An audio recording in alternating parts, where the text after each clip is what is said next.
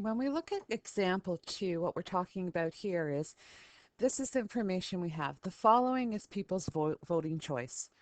45% Party A, 38.2% Party B, and 16.8% undecided. So what is wrong with this? What is the validity of if I saw this posted somewhere? Well, first of all, what I'm going to do is I'm going to check mathematically to see whether this actually adds up to 100%. And I'm not sure if it really does.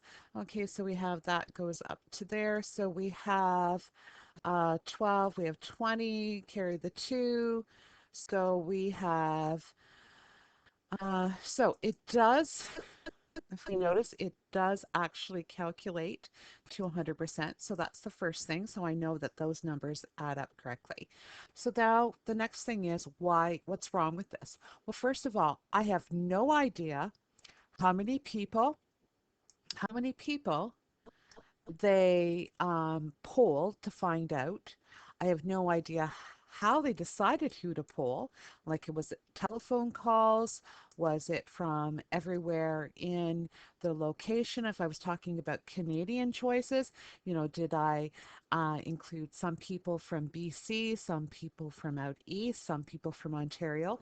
So there's quite a few things that are missing as far as for me as a consumer or someone that is reading this, how valid this information. So there's no indication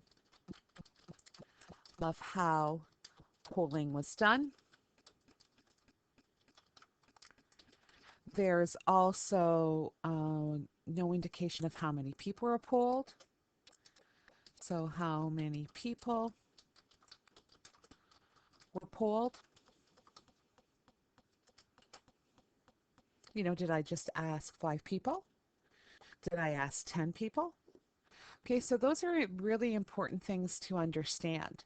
Now, if you listen to when polls, especially when there's an election, and you listen to how they say uh, this certain party has this amount of support, they often will tell you according to, and it'll be usually a research company. And if you actually went to their site, they would tell you actually how many people they did poll, how they collected the data. So that's important. Okay, in the last example, there are 3 statements, and all 3 statements are roughly have the same rough problem with them. Okay, so the first one says 8 out of 10 patients had immediate success with, and then they make a statement of something. Or 9 out of 10 dentists recommend this toothpaste. There's a 70% success rate, and then they put of what.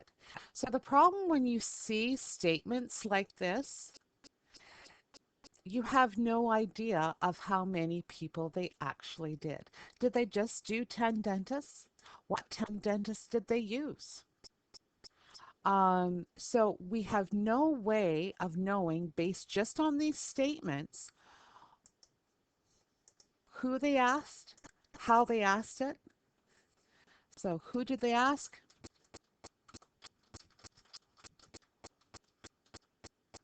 How? How many? Those are all very, very important. It could be true that 8 out of patients did have immediate success with something, but just that statement by itself is not good enough for me as a consumer to have faith in it. Okay, so you have to ask questions about things that are presented to you in the media.